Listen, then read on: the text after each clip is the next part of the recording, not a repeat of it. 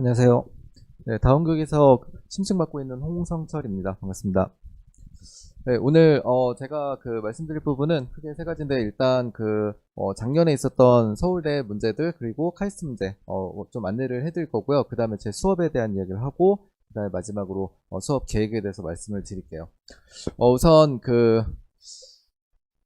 입시 수학에서 평가되는 항목이 저희 이제 구술 면접이나 아니면 논술에서 또는 수능이나 내신에서 평가되는 항목은 크게 이제 학업 역량 전반을 평가하는 거는 기본적인 거고요. 그 다음에 수학적 지식이나 개념 이해 능력 당연히 이런 거 평가하겠죠. 여기까지는 기본적으로 이제 내신이나 아니면 수능 이런 지필고사 뭐 그런 시험에서도 충분히 평가가 가능한 그런 부분이고요. 거기에 이제 수학에 대한 관심이라든지 의사소통 능력 그리고 개방성과 적극성 이런 부분까지 이제 면접이나 논술을 통해서 평가가 가능해요. 실제로 뭐 이런 부분은 좀 애매하긴 한데 수학에 대한 관심이나 이런 것들은 만약에 뭐 자소서를 쓴다거나 이런 식으로 뭐 서류를 통해서 확인이 가능하고요. 아니면은 면접 상황에서는 실제로 대화 몇 번 해보면은 어느 정도 수학을 깊이 있게 좀 관심 있게 공부를 했는지, 예를 들어서 뭐 미적분을 그냥 교과 내용에서만 공부를 했는지 거기에 대해서 고민을 조금 더 해서 뭔가를 더 활용하거나 아니면은 다른 정보를 더 알고 있는지를 통해서 알 수가 있어요.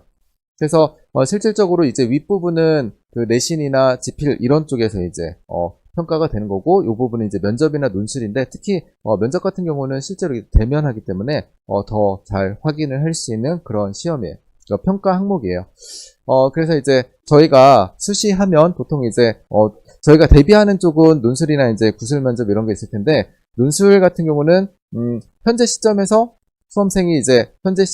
수험생이 가지고 있는 어떤 능력을 그냥 지필로 발휘를 하고 그냥 시험지 내면 끝나죠. 근데 면접 같은 경우는 준비를 하고 그 다음에 면접관과 시험을 보면서 만약에 조금 덜 푼 문제가 있으면은 힌트를 받거나 아니면은 자기가 어디까지 했다거나 해서 조금 더 이제 세부적으로 평가가 될 뿐만 아니라, 그리고 본인이 가지고 있는 능력까지 조금 어느 정도 어필을 할 수가 있어요. 그래서 시험이 어려운 경우는 시험을 완전히 못 풀어도 그냥 교수님하고의 대화가 끊이지 않으면 그냥 15분 동안 계속 대화가 이어지면 합격되는 그런 사례도 있어요. 그래서 실제로 현재 상황보다는 현재 상황은 당연히 평가가 되고 그리고 가능성까지 평가가 되는 그런 시험이라서 실제로 논술보다는 구술이 근데 논술 하시는 분들은 반대로 얘기하시더라고요. 논술보다는 구술이 조금 더 이제 세부적으로 평가할 수 있다고 저는 생각을 하고 있어요. 그리고 그렇게 준비를 해야 되고요. 이렇게 평가되는 부분에 대해서 작년에 이제 서울대 수학 문제를 보시면 아마 쉬웠다라는 표현을 많이 들으셨을 텐데, 1번은 쉬웠고 2번은 조금 계산이 어렵다라기보다는 논리적인 구조가 조금 복잡한 그런 문제였어요. 그래서 제가 문제를 막 한 줄 한 줄 풀어드리면은 좀 머리가 아프니까요, 그림을 좀 많이 넣었어요. 그래서 일단 내용은 뭐냐면은 수학 하에 나오나요? 수열, 점화식, 그리고 부동점 이런 건데, 부동점은 요거는 그래프에서의 문제고, 제시문을 식으로 표현하는 게 사실 1번 문제의 거의 반 이상이에요. 그러니까 잘 읽어내면 돼요. 식으로 표현하는 거는 이과생이 당연히 말로 글로 되어 있는 것들을 뭔가 이과적으로 표현해라 라고 하면 식으로 하는 방법밖에 없잖아요. 그러니까 이과 공부 잘했으면 당연히 돼야 되는 부분인데, 실제 1번은 뭐 거창하지도 않고 그냥 좀 보시면 중요한 부분이 이제 여기 제가 문해력이라고 했는데 실제로 글을 읽는 능력이고요. 그리고 개차 수열의 일반항 구등식 이렇게 포인트 2 이렇게 썼는데, 실제로 문제가 어렵지 않다 보니까 제가 쓸 게 없어서 그냥 포인트 2까지 썼어요. 이거는 점화식이 나오는데요. 점화식이 실제로 뭐 이렇게 좀 특목이나 이런 쪽 아이들은 상당히 많은 유형을 배워요. 근데 일반적으로 교과 내에 나와 있는 건 요즘은 한 5개도 안 돼요. 그래서 그 5개도 안 되는 내용 중에서 제일 쉬운 두 번째, 세 번째에 나오는 그 점화식의 풀이라서 아이들이 그냥 수열만, 점화식만 좀 풀어봤으면 풀 수 있는 수준이에요. 그리고 기본적인 부등식의 풀이고, 제 생각엔 3번은 좀 약간 왜 냈는지, 점화식만 풀면 끝나는 거라서 그런 부분이라서요. 실제로 보시면 일단 문제는 이런데요. 여기서 주목하실 부분은 점 P, 점 Q, 점 R 이렇게 있고 나머지는 다 똑같아요. 표현 X가 Y로 바뀌고 Y가 Z로 바뀌고 PQR이 그대로 순서만 바뀌어서 실제로 이런 문제를 보게 되면은 아이들은 다 인식을 할 거예요. 이것만 잘 하면은 나머지는 똑같이 하면 되겠구나 라는 거를 인식을 다 할 거예요. 그래서 저희는 이제 상황을 좀 보시면 세 점이 있는데 그 점에 이게 수직선이거든요. 그 점에 해당하는 값이 있어요. 뭐 자연수 값이라든지 뭐 값이 있고, 그리고 그 점에 이제 실제로 이 점이 가지는 또 다른 값이 있어요.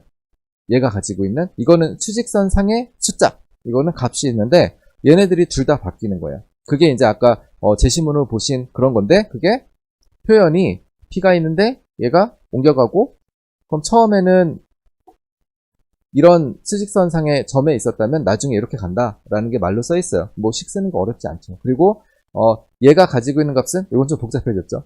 네, 좀 복잡해졌는데 이렇게 된다라는 거를 아이들이 쓸 수 있으면은, 이게 처음에는 이런데 나중에는 이렇게 됐다라고 하는 거는 그 다음은 이렇게 됐다. 그러니까 이게 바로 점화식이에요. 아이들이 알고 있는. 그냥 pn 플러스 1은 하고 쓰면 끝나요. 여기도 xn 플러스 1은 하고 쓰면 끝나요. 그리고 나머지 푸는 건 그렇게 복잡하지 않은데, 어쨌든 좀 그 수학적인 경험이 많은 친구들은 그냥 이렇게 풀어도 되지만, 경험이 많은 친구들은 이거를 이렇게 바꿔보면 뭐 어떤 건지 잘 안 보이실 수도 있는데요. 이렇게 바꿔보면 중학교 때 배운 그 내외분에 해당해요. 그래서 약간 기하적으로도 풀 수 있어요. 그래서 이게 아까 제가 말씀드린 수학적 관심이나 이런 거 있죠. 그러니까 문제를 다각도로 보는 그런 것도 좀 표현이 돼서 약간은 다른 친구들에 비해서 달리 보이는 부분이 있겠죠. 그래서 이런 풀이도 가능하고, 실제 문제들은 이런 거고요. 뭐 A3를 구하라 뭐 이런 문제들이 나오고, 마지막에 제가 기초 부등식이라고 말씀드린 거는 실제 그 점화식을 풀면 이렇게 나와요. 근데 이렇게 나열해 놓으면 잘 눈에 안 보이시죠? 근데 이렇게 보면은 얘네들이 똑같아요. 근데 문제는 뭐냐면 얘랑 크기를 비교하라예요. 근데 얘네들이 똑같으면 크기를 비교하면 얘만 비교하면 되죠. 나머지가 이래요. 그러니까 뭐 낸 이유를 잘 모르겠죠. 서울대 문제인데 저거 비교하라는 거니까. 그러니까 어떤 게 더 크냐 뭐 이런 문제예요. 그러니까 굉장히 그 1번 문제는 제시문 읽고 아까 제가 말씀드린 것처럼 그 식을 쓸 수 있으면은 그냥 나머지는 그냥 물 흐르듯이 거의 해결됐을 거예요. 그래서 그렇게 해결이, 그러면은 변별은 안 됐겠죠. 네. 그래서 1번은 거의 다 풀었고, 2번이 이제 1번은 소문항이 3개였어요. 2번은 소문항이 4개였는데 여기서 2번 소문항 2개 넘어가느냐 넘어가지 못하느냐에 따라서 이제 당락이 거의 결정이 됐어요. 그래서 2번 같은 경우는 1번을 복기를 해보면 3개의 점이 있었고, 거기에 수직선상의 값이 있었고, 그 점에 또 다른 값이 하나씩 있었죠. 근데 2번은 더 복잡해져요. 그러니까 서울대니까 좀 더 그러겠죠. 그래서 요거는 뭐 키워드를 말씀을 드리면 시간, 속도, 이동, 거리의 관계, 그러니까 이미 3개의 정보가 있죠. 여기에다가 역시나 문해력이 굉장히 중요해요. 이거를 분석하고 정리하는 능력이 되게 중요하고, 마지막에 연료라는 정보가 또 추가가 돼서 결국은 하나, 둘, 셋, 넷, 그러니까 3개의 자동차가 있는데 거기에 4개씩 정보가 있어요. 그러니까 앞에 문제는 3점이 있었는데 정보가 2개씩 있었죠. 그러니까 정보가 2배가 됐지만 사실 머릿속에서 2개 있을 때랑 4개 있을 때랑 복잡도가 2배가 아니죠. 엄청 어려워지죠. 그래서 문제 자체도 많이 복잡해졌어요. 그래서 최적화의 조건을 찾는, 사실 여기서 최적화라고 하는 거는 최대, 최소 뭐 이런 걸 찾는 거예요. 그러니까 수학에서 미적분하면 당연히 자주 나오는 그런 항목이고요. 그래서 여기는 연료량에 따른 경우를 나누는 그런 문제였어요. 그래서 문제를 읽고 식으로 잘 표현하고 그 다음에 분석하는 부분이 중요하고요. 그리고 그 문제를 푸는 단계가 굉장히 논리적인 단계가 중요한 그런 문제였어요. 실제 문제는 이런 상황이에요. 역시나 수직선이 있고 여기서 이제 아까는 점이 움직였는데 지금 이제 자동차가 막 움직여요. 자동차가 움직이는데 우선 그 여기가 원점이고 정비소가 있어요. 고장난 차가 있다는 얘기죠. 그래서 A는, 잠시만요. 얘가 문제가 이렇고요. 네, 그러니까 자동차가 A, B, C 이렇게 세 대가 있는데 뭐 1번보다는 좀 많이 다르네요. 1번은 P, Q, R 하고 나머지 똑같았는데 얘는 A는 어쩌고 B는 어쩌고 막 이렇죠. 네, 그거를 좀 정리를 해보면 A는 그냥 정상적인 자동차라서 원점에서 출발해서 1의 속력으로 움직이는데 1만큼 움직일 때마다 연료를 1씩 소모한다. 이렇게 표현되어 있어요. 네, 되게 단순하죠? 네, 그러니까 1 갈 때마다 연료가 1 소모가 돼요. 근데 B랑 C는 고장났어요. 그래서 얘는 거꾸로 출발을 하는데 처음에 마이너스 1의 속력으로 출발해서 1 갈 때마다 고장 났으니까 연료는 4씩 더 쓰는 거예요. 처음에 시작은 이렇고 그럼 정비를 하겠죠. 거기에서 이제 시간이라는 개념이 나와요. 정비소에서 쓴 시간이 얼마냐에 따라서 얘가 성능이 달라지는 거예요. 그래서 그런 상황이 이제 문제로 되어 있고 저는 여기까지만 그림으로 일단 표현했고요. 실제 문제는 이런 문제인데 얘가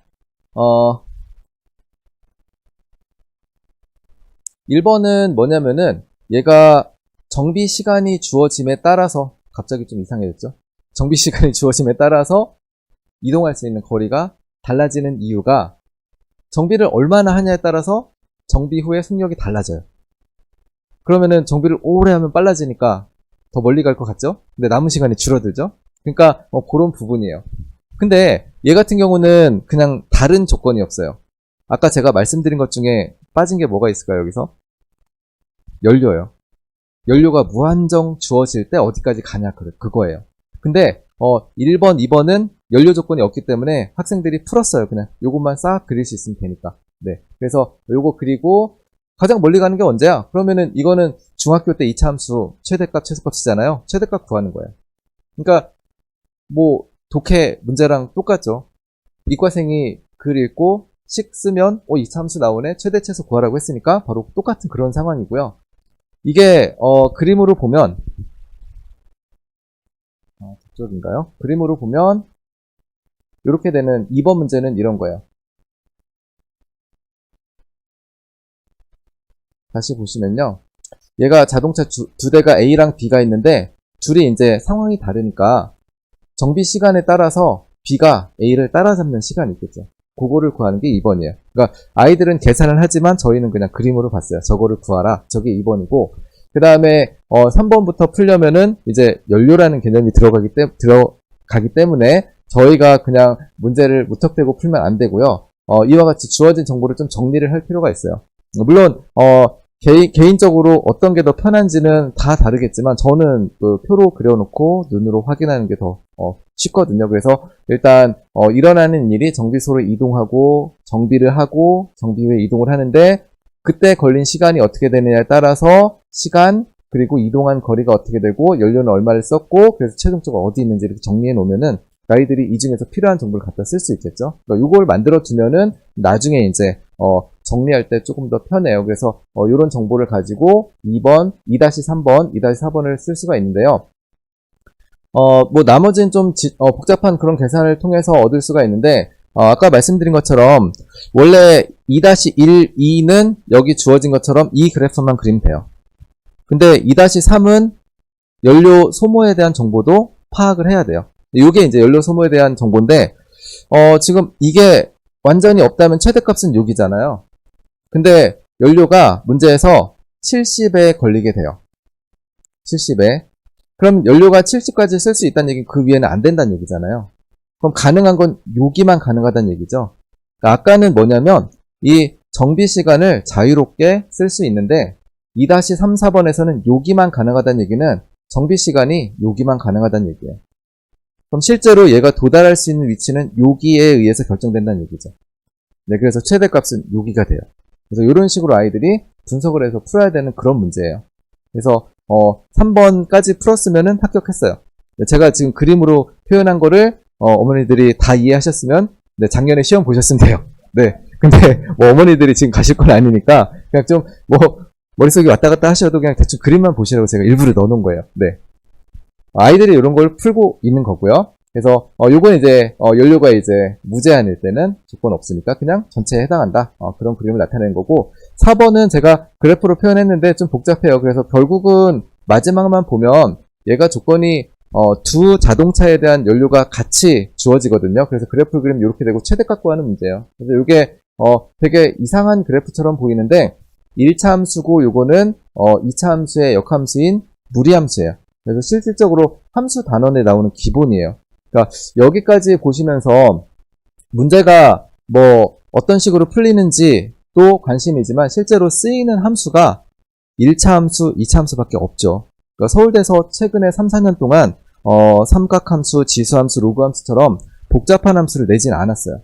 그러니까 그거는 뭐냐면은 1차 함수, 2차 함수로 그냥 실제 그 친구가 수학적 상황에 대해서 또는 개념을 얼마나 이해하고 있는지를 보고자 하는 거예요. 1차 함수, 2차 함수만 가지고도 미분할 수 있는지 적분할 수 있는지 당연히 파악이 되죠. 너무 쉽죠. 그러니까 거기에 더 담을 수 있는 거는 미분이 어떤 의미를 갖는지 적분이 어떤 의미를 갖는지 이 문제에 미분이 개입된 걸 이해하고 있는지 이런 것들을 그냥 아주 간단한 함수로 최근에 평가를 하고 있어요. 근데 1차 함수 같은 경우는 여기까지가 작년 기출이고요. 1차 함수 같은 경우는 너무 쉽죠. 그냥 직선이라서 너무 쉬운데 실제로 문제 낼 때는 이렇게 내요. 그냥 직선이 아니고 선분이 막 꺾여 있죠. 그러니까 너무 쉬우니까 꺾어서 내거나 아니면 이건 막 끊어져 있죠. 이렇게 끊어서 내거나 이런 식으로 최근에 1차 함수를 활용하는 그런 문제가 나오고 있고요. 이게 이제 2023년 그 다음에 2021년 문제, 그 다음에 2020년 문제 이렇게 내고 있고요. 그 다음에 2차 함수랑 그 2차 함수가 나오면 1차는 미분이나 적분을 할 게 별로 없어요. 너무 쉬워서 별로 없고요. 2차가 나오면 항상 미분, 적분을 물어보는데 미분은 접선의 문제고 적분은 넓이의 문제라고 보면 여기서 이제 이게 이제 최근에 나왔던 문제인데요. 여기는 물을 담아놓고 물의 양 해서 적분으로 문제를 만들었고 얘는 여기다가 접선을 그려놓고 평행이동한다 해서 미분의 문제를 일단 개입을 했어요. 근데 실제로 묻는 거는 거의 똑같아요. 이 문제는 얘를 이제 기울여 놨을 때 물이 언제부터 흘러나가냐, 얼마나 흘러나갔냐, 물의 깊이는 어떻게 되냐 이런 문제거든요. 근데 그게 뭐랑 관계되냐면은 물이 흘러나가려면 컵 끝이 평평한 지면보다 이렇게 아래로 기울어져 있으면 물이 흘러나가잖아요. 그러니까 여기가 얼마나 기울어졌냐 이거예요. 여기에 기울기 그럼 접선이죠. 미분이 이렇게 개입돼요.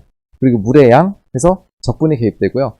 얘는 아까 말씀드린 것처럼 접선 문제 나오니까 미분이 개입되고 그 다음에 여기에 넓이를 구하는 문제가 또 나왔어요. 적분이 개입돼요. 그래서 이 부분의 넓이를 구하는 것까지 해서 대체적으로 2차 함수가 나오면은 함께 나오는 그런 그냥 세트로 보시면 되고요. 그래서 아이들한테는 이 공식은 외우라고 하고 있고 아이들 잘 외우고 있어요. 수능하면서 3차 함수까지 거의 다 외우더라고요. 그래서 저보다 공식 더 잘 알고 있고요. 그래서 이렇게 2차 함수가 활용이 되고 있고요.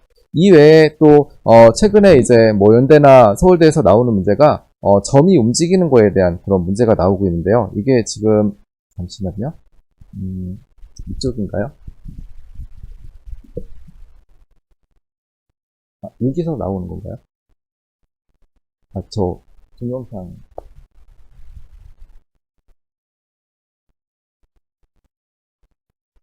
여기서 영상이 되는 건가요?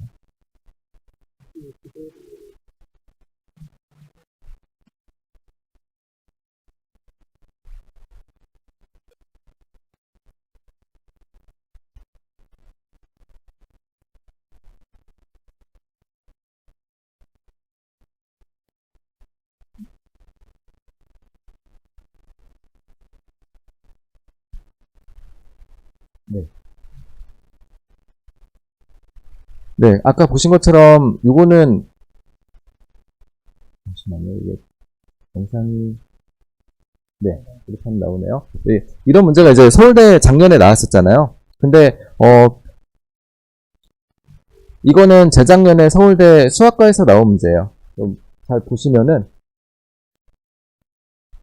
영상이 좀 이상하네요. 2번씩 해야 되네. 네. 조금 전이랑 차이가 느껴지시나요? 아까 거는 그냥 두 개가 같이 움직이는데 얘는 부딪힐 때마다 사라져요. 그래서 재작년 서울대 문제는 서울대 수학과 문제는 마지막에 남는 점이 몇 개냐 이게 1번 문제예요. 몇 번이냐 이게 1번 문제고 4번 문제가 100개가 주어지고 그 중에 몇 초 지나면 누가 남냐 이게 4번 문제예요. 그러니까 저런 식으로 뭔가 움직임이 주어지고 그 움직임을 분석하는 그런 유형이 최근에 나오고 있고요. 그 다음에 이거는 연대 문제인데요. 연대 문제 같은 경우는 좀 더 복잡하게 움직이죠.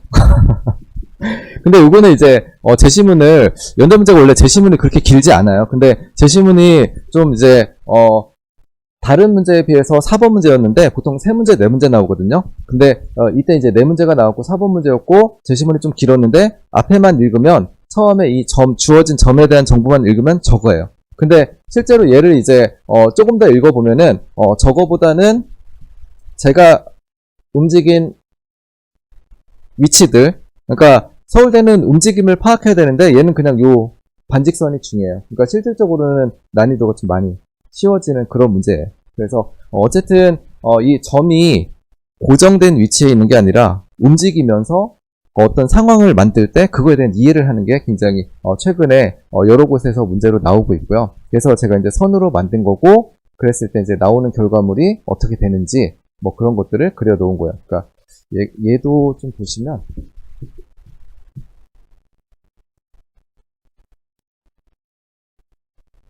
뭐 이런 식으로 그 문제에서 값이 주어지는데 그 값에 따라서 얘는 반직선들이 움직이는 저거를 관찰하는 그런 문제예요.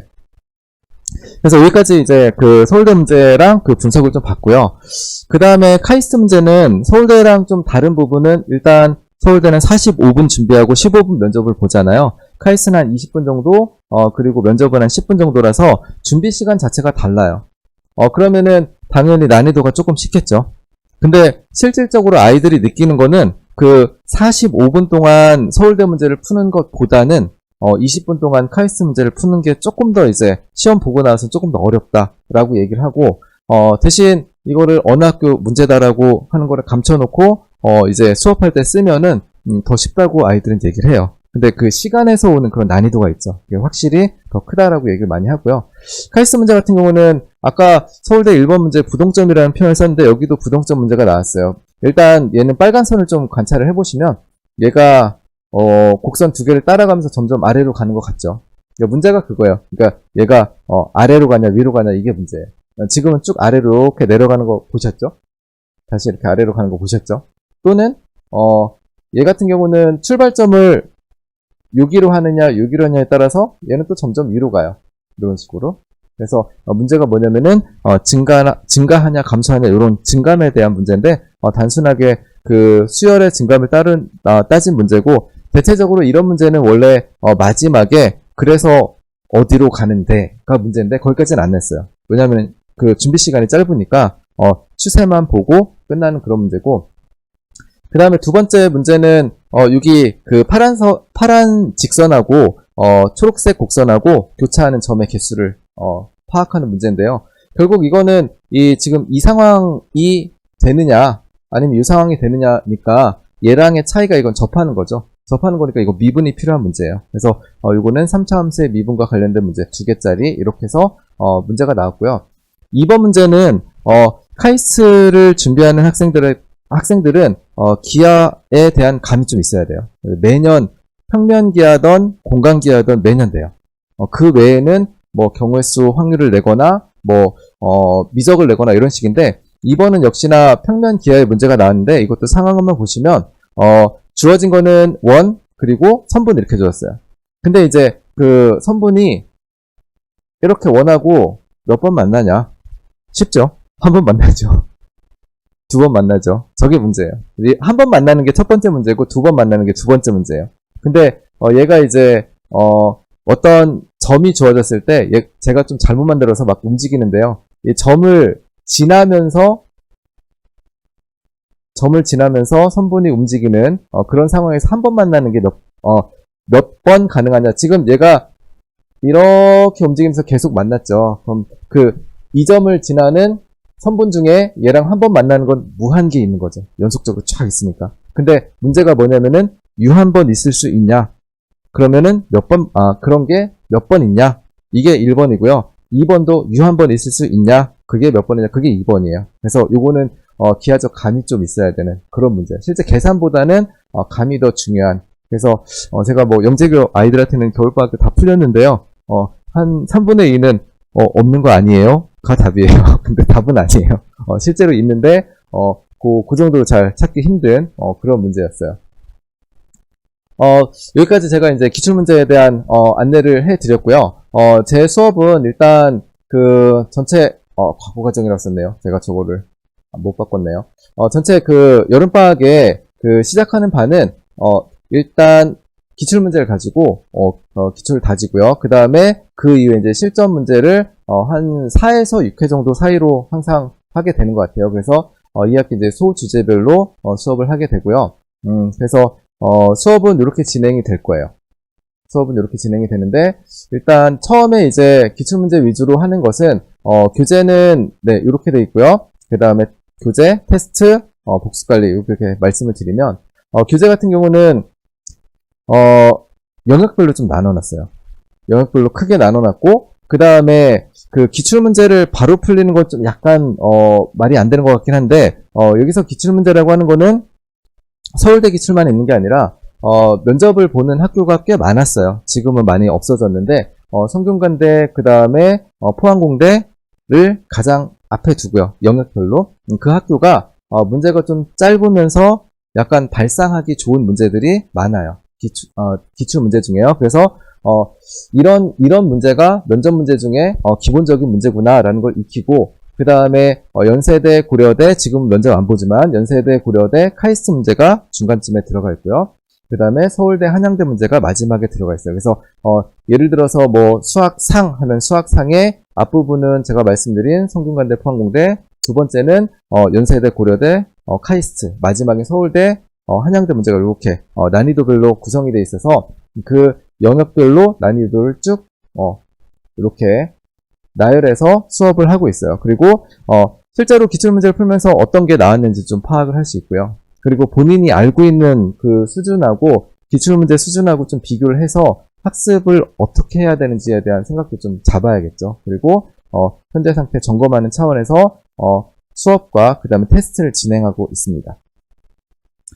이 내부에는 개념 복습하는 부분이 있고 요건 수업은 안 할 거야. 아이들이 잘 알고 있을 테니까 기본적인 개념 복습 한번 간단하게 넣어놨고 그 다음에 저희가 수업하는 기출문제 이렇게 있는데요. 실제 문제 이게 짧아요.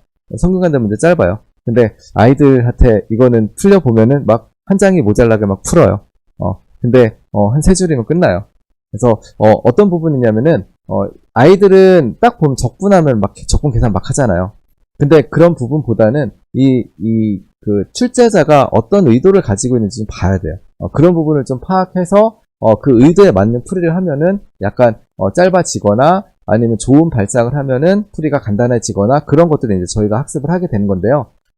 이런 거를 거치고 그 다음에 이제 테스트를 하게 되면 테스트는 저희가 이제 다 스캔을 뜨고 이렇게 제가 첨삭을 하고 요거는 카톡으로 다 보내드려요.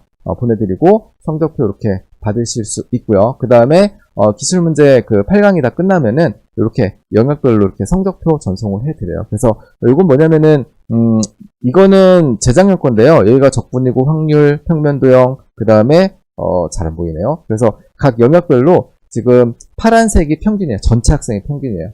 여기 전체 학생의 평균이라고 하는 거는 영재교 과고 학생들 다 포함이에요.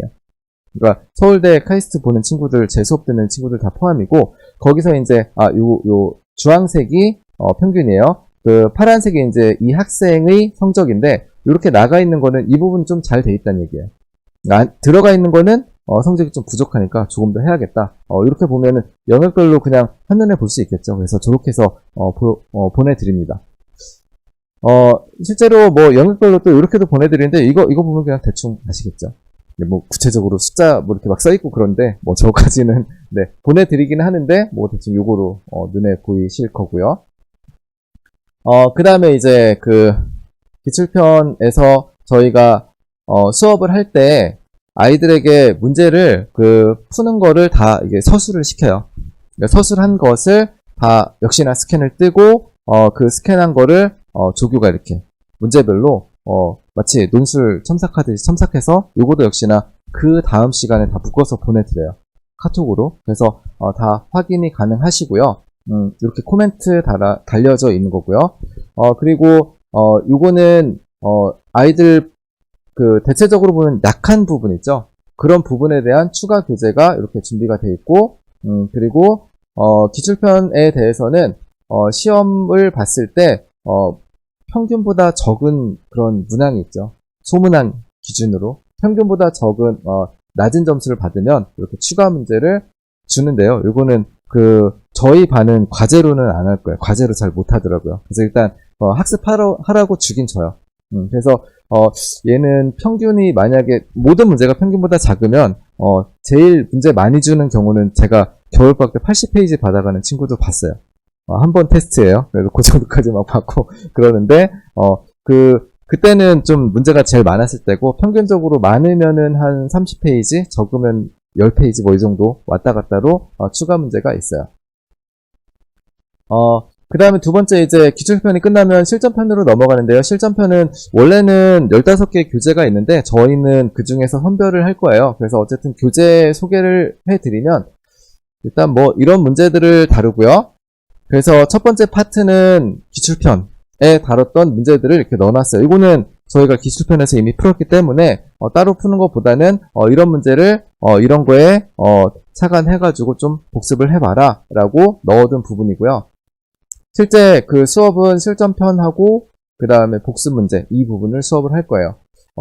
그리고 이때 가면은 이 수업 한 번에 한 권씩 이렇게 진도를 나갈 거예요. 전체는 15권으로 구성되어 있고요. 이 중에서 저희는 5개 정도 하게 될 것 같아요. 네, 전체적으로 이런 것들이 있어요.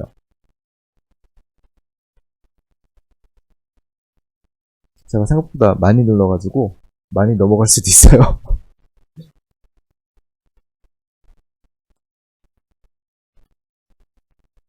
네, 제 얼굴이 표지라서 아이들이 한번 펴면은 안 덮으려고 하더라고요. 보기 싫다고. 그래서 한번 펴면 끝까지 보는 효과가 있는 그런 교재입니다. 테스트는 똑같이 진행되고요. 저희는 그 모의 면접을 그 실전편을 하게 되면은 너무 그 횟수가 적어가지고 여름방학에 적당한 시기 봐가지고 한 3회차나 4회차 때쯤 시작을 하려고 해요. 모의 면접을 저는 수업 중에 하는데요. 아이들이 이제 수업 중에 이제 서술하는 게 좀 자리가 잡히면 그때 이제 모의 면접을 할 건데, 요거는 1대1로 면접을 하고요. 수업 중에 해요. 그거는 좀 이따 설명을 드릴게요. 그래서, 첫 번째 면접 같은 경우는, 동일하게, 내용보다는 자세를 봐요. 일단은 면접이라고 하는 게 그 논술하고 가장 다른 점은 본인이 표현의 도구라는 거잖아요. 그러니까, 본인 그 스스로가 자세가 적당한지, 목소리 잘 내고 있는지, 이런 것들을 보는 게 이제 첫 번째 제가 하는 건데, 일단 첫 번째는 자세를 보는데, 설명을 어떻게 하고 있는지, 그리고, 면접에 임하는 태도가 어떤지, 그리고 자신감 있게 목소리 잘 발표하고 있고, 잘 끊어하고, 뭐 이런 것들을 제가, 이렇게 코멘트 달아가지고 어떤 상황이다라고 말씀을 드려요. 근데, 제 수업에 들어오는 친구들은 대부분 잘 하더라고요. 옛날에는 한 2번씩 했는데, 요즘 한 번 정도 하면은 거의, 그 다음 실제 면접을 할 수 있는 상황이 되고, 두 번째 면접부터는 실제 문제 풀이 과정까지 제가 보는 그런 면접을 하고요. 여기 그 보시면 이게 색깔이 막 다르죠. 그래서 요걸 이제 그 직접 카톡으로 받으실 텐데, 빨간색은 면접 상황이 어떻게 진행되고 있었는지, 그 다음에 보라색은 제가 개입한 부분이고, 파란색은 학생이 반응한 부분이에요. 그래서 원래는 이게 없는 게 좋아요. 이게 1번 동그라미 잘 해결하였습니다. 이걸로 끝나는 게 좋죠. 근데 이게 많이 써있다는 얘기는 뭔가 일이 일어난 거죠. 근데 저는 일부러 이렇게 만들어요. 왜냐하면 연습하는 거잖아요. 문제를 잘 풀고 들어가면 면접 잘해요, 다들. 자신감이 넘쳐가지고 잘하는데, 그 나머지 부분에 대해서 여기 뭐를 잘못해가지고 제가 어떻게 풀어봐라 이야기를 했고, 조금 부족한 부분에서 또 얘기를 했는데, 결국은 시간이 끝나가지고 그냥 면접이 종료되었다. 뭐 이런 것들을 제가 써가지고 아이들은 앞에서 발표하고 제가 질문하면서 타이핑하면서 이렇게 만들어가지고 보내드려요. 그래서 나중에 보시면 면접이 어떻게 이루어졌는지 좀 보실 수 있고요. 실제 면접은 어떻게 이루어지냐면 아이들이 이제 처음에는 한 2-3번 수업은 그 수업 시간에 문제를 서술하라고 시킬 거예요. 그럼 서술하는 동안에 제가 이제 돌아다니면서 아이들이 어떻게 하는지 좀 이렇게 코멘트 주고 그럴 텐데, 그 이후에 이제 개별 면접을 할 때는 제가 할 때도 있고 조교를 시킬 때도 있어요. 그러니까 제가 할 때는 아이들한테 서술을 시키는 동안에 제가 밖에 나가서 1대1로 하는데, 그러면은 제가 문제 풀어주는 시간 있잖아요. 문제 풀어주는 시간에 한 명이 나가서 혼자 풀고 있어요. 그러면은 문제를 다 풀고 나면은 그 다음 문제 풀기 전에 아이들이 한번 풀어보는 시간이 있죠. 그 시간 동안에 제가 나가서 모의 면접을 하고, 다시 그 다음 문제풀이 하는 동안에 다른 친구 나가서 이제 또 준비하고, 이런 식으로 교대로 해서 1대1 모의 면접을 하고 있는데, 실제로 인원이 그렇게 많지는 않아요. 조교를 시킬 때는 한 10명 정도 이상은 하는데, 저 혼자 할 때는 4명에서 6명 사이 정도, 그 정도 하고 있어요. 작년 같은 경우는 조교 통해서 계속 그 한 달에 1.5회 정도 할 수 있게 좀 준비를 해줬었고요. 그래서 그 테스트는 기출편 같은 경우는 테스트를 3문제를 봤거든요. 근데 이제 그 실전편 되면 테스트 2문제씩 보고요. 실제 그 서울대 문제가 2문제나 3문제 나오는데 2문제로 맞춰서 보고요. 그 다음에 역시나 그 서술한 것 이렇게 코멘트 달아서 복습할 수 있게 그 다음 시간에 전부 PDF로 만들어서 보내드리고 있어요. 그리고 역시나 추가 프린트 계속 나가고 있고요. 네. 일단 뭐 시간이 굉장히 많이 지나긴 했는데 일단 저는 뭐 대부분 수학 선생님들이 당연히 이런 걸 추가하지만 그 다양한 접근하고 엄밀성을 좀 이렇게 기준으로 수업을 하고 있는데 면접 논술에서는 아까 말씀드린 것처럼 출제자가 보고 싶은 부분이 있어요. 그래서 그 문제를 다 풀었는데도 교수님이 계속 질문하는 경우가 있거든요.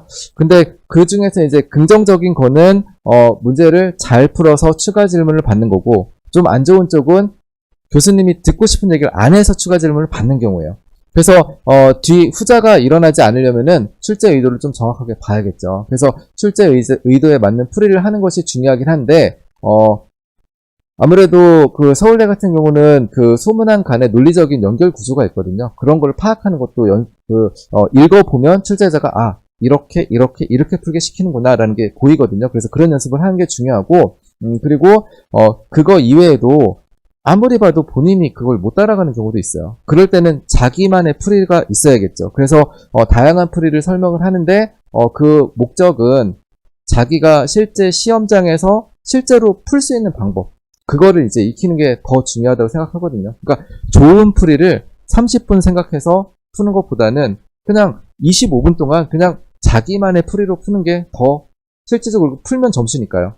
그게 더 낫겠죠. 그래서 그런 취지로 다양한 풀이를 설명하는데 아무래도 제일 좋은 거는 출제자가 상상도 못한 풀이겠죠. 가끔가다 이렇게 푸는 친구들이 있어요. 그래서 그런 것들은 뭐 제가 풀기도 하지만 제자들도 막 이렇게 자기 푼 거 자랑하잖아요. 그래서 그런 것들 중에서 좋은 게 있으면 소개를 하고, 그리고 실제로 면접실에서 그런 풀이를 했을 때 어떻게 반응이 있는지, 교수님이 어떤 반응을 보였는지 소개를 하고 그래요. 그리고 당연히 제일 중요한 거는 수학적 엄밀성. 네, 그러니까 논리적으로 문제가 없는 그런 범위에서 풀이를 해야겠죠. 그래서 여기는 조금 다른 내용인데요. 어쨌든 나중에 카이스트까지 좀 시험 준비를 생각하시는 분들은 끝까지 계산하고 서술하는 습관을 길러야 되는 게, 왜냐면은 카이스트는 답 확인이 조금 먼저거든요.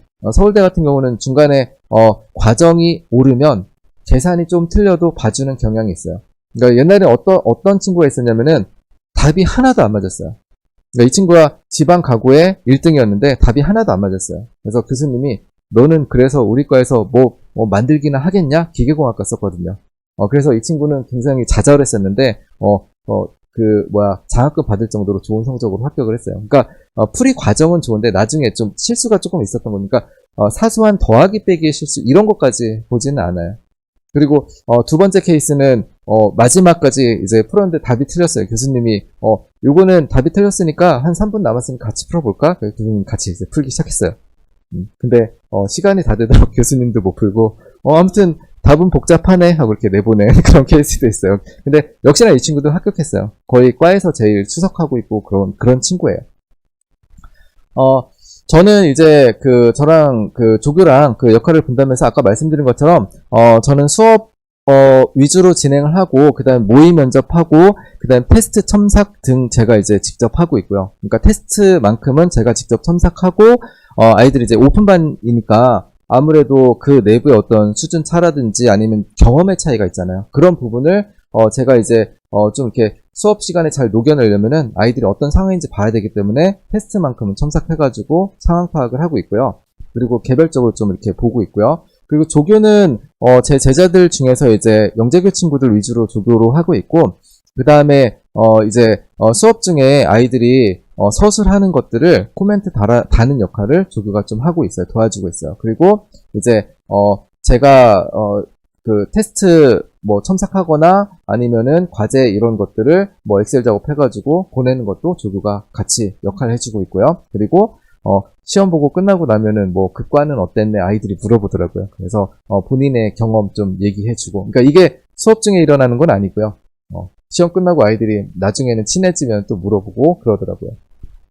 그리고 수업 중에 이제 제가 피드백하는 거는 수업 시간에 서술한 거 첨삭하고 테스트 첨삭, 그 다음에 과제 체크, 그리고 개별적으로 부족한 문제, 보충 문제 나가고 있고요. 그 다음에 자습을 위해서 따로 이제 전반적으로 아이들이 힘들어하는 뭐 공간 도형이라든지 아니면 경우의 수라든지 확률이라든지 이런 부분은 한 3, 40문제씩 따로 또 나눠주고 있어요. 시기별로.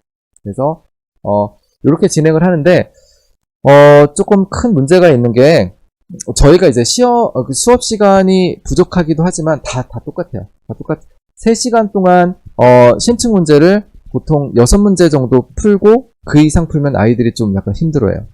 문제 난이도도 있지만 문제 풀이의 길이도 있어서 좀 힘들어하는데 제 교재는 예를 들어서 실전편을 보면은 요 문제가 그 각 실전편 한 권당 56페이지로 되어 있고 문제가 보통 18에서 23, 4문제로 되어 있거든요. 그럼 6문제 다루려고 그 교재를 받는 건 아이들도 스트레스잖아요. 그래서 저는 그 반마다 푸는 문제를 좀 달리 가요. 반마다 다른 문제를 풀어서 어떤 반에서는 홀수번을 풀어요. 그럼 짝수번은 다른 반에서 풀겠죠. 그래서 짝수번은 이렇게 영상으로 만들어가지고 아이들한테 이게 이제 첫 번째 수업에 대한 영상 해가지고 모든 문제에 대한 그 풀이 영상을 이렇게 올려요. 그래서 실제로 여기 보시면 이거는 수학 상하 그 다음에 수학 1, 2 그거는 이제 한 단원이거든요. 언제든지 볼 수 있게 이렇게 만들어 놓고 보시면 아시겠지만 수업 그 라이브 영상은 따로 올려줘요. 근데 그 3시간 동안 문제 찾고 이거 굉장히 번거롭잖아요. 그래서 다 잘라 놓으면은 이 문제는 뭐 잘 안 보이네요. 얘는 잘 안 보이네요. 11분 52초, 9분 13초 이렇게 이 문제 각 문제만 이렇게 딱 잘라 놓은 거예요. 그래서 본인이 1번이 좀 궁금하다 그럼 저것만 딱 누르면 돼요. 그래서 풀이 시작부터 볼 수 있게 이렇게 해서 보내주고 있고요. 이거는 그냥 모바일 기기에서도 유튜브니까요. 언제나 확인이 가능하고요. 저희 수업 계획은 마지막으로 저희 수업 계획은 일단 기출편은 이렇게 8회차 수업을 할 거고요. 그 다음에 이제 실전편은 5개 이렇게 수업을 할 거예요. 그리고 1차 발표 후에 파이널 수업을 할 거고 개강은 7월 13일이고요. 종강은 10월 19일. 네, 그렇게 종강을 할 예정이에요. 여기까지 제가 준비한 내용이고요. 질문 있으시면 질문을 받도록 하겠습니다. 앞에 계획표를 이렇게 띄워놓을까요? 네. 네. 그 수능 그러니까 답이 좀 애매한데요. 왜냐하면은 수능 문제하고 요거랑은요 그 한 문제를 푸는데 들어가는 시간이 다르잖아요. 그러면 발상부터 좀 달라요. 그러니까 뭐 좋게 얘기하면은 수학적 깊이를 뭐 이렇게 만들고 하는 데는 도움이 된다라고 말씀드리지만 저도 사실 고등학교 때 그 공부를 하다가 좀 재미가 없어서 좀 어려운 문제, 시간이 오래 걸리는 문제를 풀면은 약간 그 다음에 슬럼프가 살짝 오고 그러기도 했어요. 그래서 이게 수능을 위해서 요걸 하는 거는 좀 아닌 것 같고요. 네, 그러니까 그 병행하는 건 도움이 되겠죠. 네, 거꾸로 수능이 여긴 도움돼요.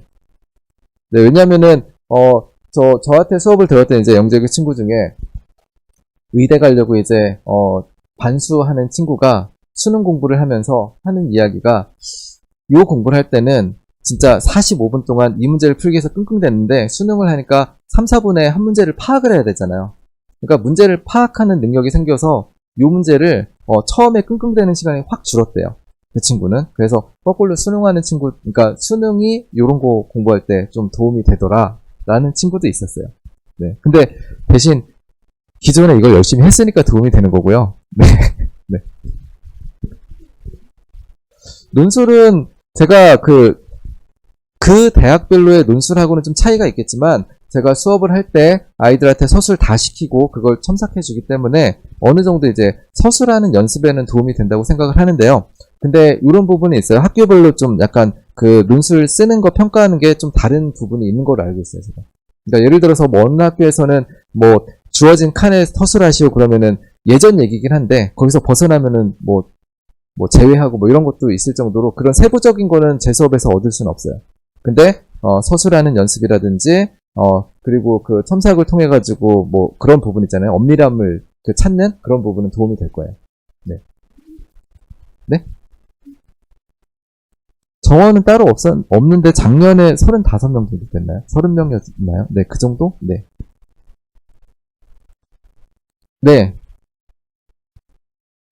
작년에 마지막은 그 수능 때문에 그랬고요. 그 전 수업까지 따지면 거의 다 있었어요. 네, 마지막에 이제 시험이 부담되어 해서 좀 빠지는 친구들이 있긴 한데, 뭐, 이탈률은 거의 없었던 것 같아요. 그러니까, 이탈하는 경우는, 첫 수업이나 둘째 수업 듣고서, 그러니까 첫 수업 듣고, 아니다! 빠지는 친구 있고, 첫 수업 듣고, 부모님이 한 번만 더 해서 두 번째까지 갔다 빠지는 친구가 그렇게 많지는 않았던 것 같아요. 많지 않았죠, 정말. 네. 이 반은 거의 다 일반고예요. 네, 그러니까 영재교 그 과고반은 따로 있어요. 네. 그러니까 성적 처리만 같이 하는 거예요. 네. 네. 네. 내용을 다르게 하면은 같은 시험을 볼 수가 없어서 같은 내용을 하는데 진도가 달라요. 네. 그러니까 예를 들어서 A라는 문제를 풀 때 영재교 아이들 뭐 설명 필요 없이 그냥 바로 풀어도 되면 뭐 과고 아이들 뭐 한 줄 정도 설명하면 뭐 일반고 아이들은 뭐 좀 개념 설명을 좀 해주고 네. 그래서 그 일반고 아이들은 그 수업을 할 때 사실 서술을 잘하는 친구들도 덜어 있지만 그걸 힘들어하는 친구들도 있어요. 그래서 제가 처음에 몇 번 수업은 아웃라인을 잡아줘요. 여기에 필요한 개념이 뭐고 그리고 어떤 단계로 1번하고 2번을 읽어보면 여기서 어떤 발상을 하라는 게 문제에 들어가 있다. 이런 걸 생각해서 한번 서술해봐라. 그런 식으로 좀 방향을 잡아주면 네. 그래서 조교들이 더 좋아해요. 왜냐면은 서술이 다 비슷하니까 코멘트 달기 좋다고 더 좋아해요. 근데 그냥 처음부터 막 쓰게 하면은 정말 그 많은 발상들이 많이 있잖아요. 조교들이 딱 읽어보고 얘는 또 뭐라고 쓴 거야 하면서 되게 힘들어하고 그러는데 그 나중에는 그렇게 가야 돼요. 자기만의 생각으로 자기만의 논리로 이렇게 푸는 게 사실 그게 목표잖아요. 네. 네네. 네. 팀 수업도 있고 오픈반도 있어요. 거긴 안내가 안 나. 그러니까 그 영재교 아이들은 네. 네.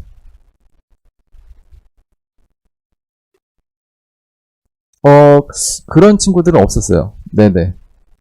왜냐면 제가 그 영상까지 제공을 하기 때문에 저 그 수화하기가 쉽지 않아요. 아까 보셔서 아시겠지만 세 번 수업에 그 한 15에서 20문제를 푸는데 영상은 50개 날라가거든요. 그걸 다 봐도 시간이 그냥 다 가요. 네. 작년에 잘 모르겠어요. 근데 대체적으로 네, 1차 통과한 아이들은 많이 된 거로 알고 있어요. 네. 그거 잘 모르겠어요. 왜냐면 제가 그걸 물어보기가 좀 애매해요. 네. 네. 파이널 때 그 중에 한 절반 정도인 것 같은데요. 네. 그런가요? 제가 정확하게, 네.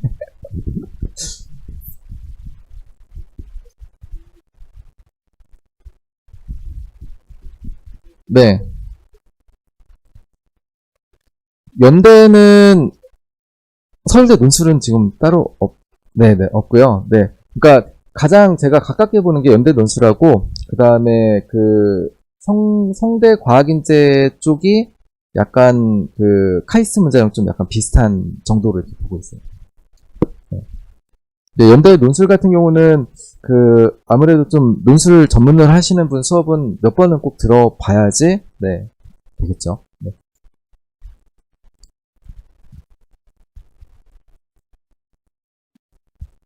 네. 네네네. 과마다, 네. 네.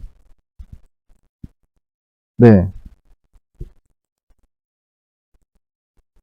어, 서울대에서 수학을 필요로 하지 않는 과는 뭐 농대 일부랑 농생대 일부랑 그다음에 자연대 쪽인데 그쪽은 이 수업을 들을 필요는 없을 것 같아요. 네. 카이스트를 위해서는 듣는 게 좋죠. 네. 네네네. 네. 네. 그러니까 그런 친구들 꽤 많았어요, 작년에도. 네. 서울대는 처음에는 서울대라고 생각하고 있다가 나중에 이제 수학이 필요 없는 과를 쓰고 이제 카이스트인데 근데 마지막까지 이제 카이스트 때문에 남은 친구들이 덜어 있어요. 네. 조금 제 수업을 다 소화하고 서울대 갈 정도니까 네, 과하다 따지면 좀 과할 수 있는데요. 저는 뭐 따라올 수 있으면 듣는 게 좋죠. 네. 네네. 네. 이제 조금 그 딱 맞는 수준은 아니에요. 조금 카이스보다 조금 네. 위로 보시면 돼요. 네.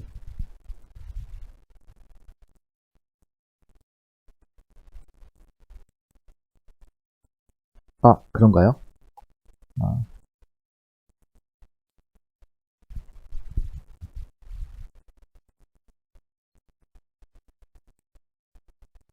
어, 여기 질문은 연대 활동 우수, 네.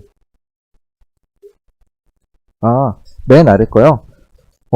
지금 질문하신 게 기존에 듣던 친구들과 늦게 합류한 친구들의 차이는 어떻게 하나요? 근데 얘가 그 단원별로 나눠져 있지만 저희가 그 고3이다 보니까 단원의 영향을 받지는 않죠. 그래서 그냥 기존에 그 합류한 기존에 듣던 친구들하고의 차이는 수업 그냥 못 들은 몇 개 정도.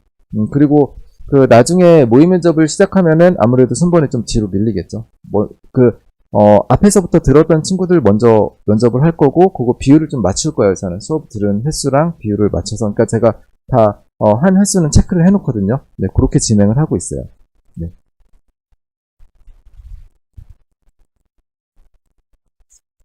과제량에 대한 거는 저에게 질문하신 건지 모르겠는데, 과제는 저는, 따로 체크는, 네, 하기 힘든 상황이더라고요. 다들 바쁘니까. 제가 과제는 아까 말씀드린 것처럼 교재에 다 있어요. 그리고 영상으로 올라온 게 사실 과제예요. 근데 그거를 하고자 하는 친구들은 해서 제출하면 되는데 일정이 요구에 목숨을 걸 정도는 그 정도 시간은 안 되잖아요. 그래서 그런 친구들은 자율적으로 네, 학습하는 네, 그런 방향을 하고 있어요. 네, 네. 화루는 아까 네,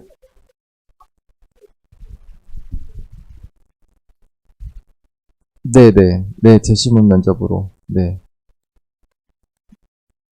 네, 네, 네.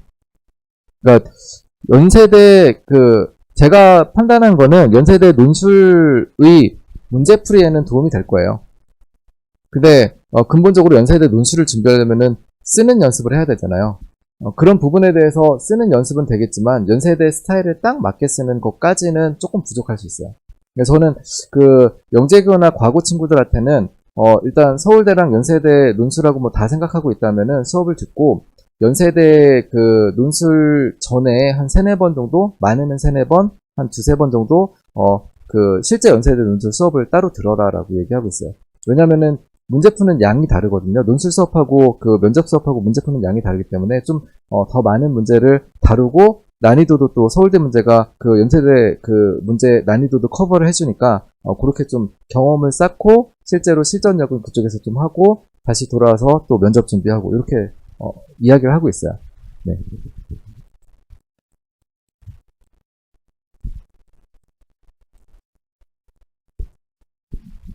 네. 또 다른 질문 없으시면 마무리 지을까요? 네. 이 정도로 마무리 짓겠습니다. 감사합니다. 네.